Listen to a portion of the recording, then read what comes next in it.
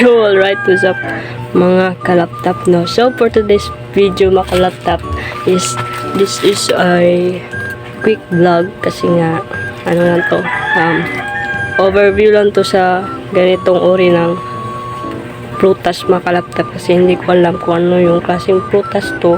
Alam ko yung prutas pero yung klase ng prutas, diba, iba-iba yung mga variety nila. So yun, so ipakita ko sa inyo mga kalaptop kung ano ba to or anong tawag sa inyo dyan sa mga lugar nyo, no? Kasi dito is ano lang to,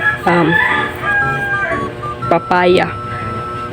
Lahat ng papaya yun lang, pero hindi ko alam yung mga variety niya kasi iba-iba talaga yung variety, diba? So yun mga kalaptop, and quick vlog lang to, and let's go, ipakita ko sa inyo siya mga kalaptop.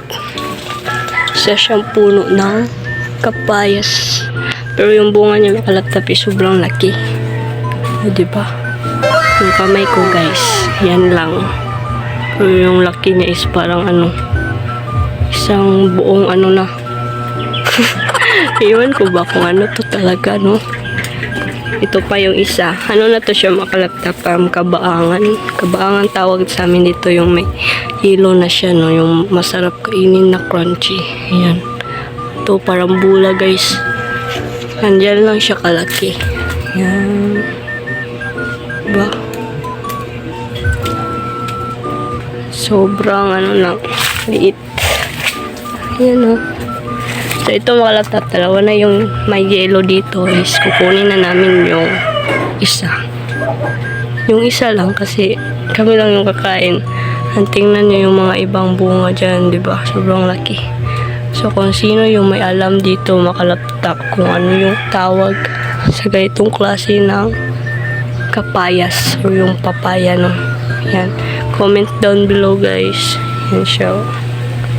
Pero ang laki ng bunga niya. Yan. So, yun lang.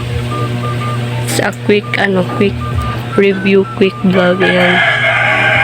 So, yun.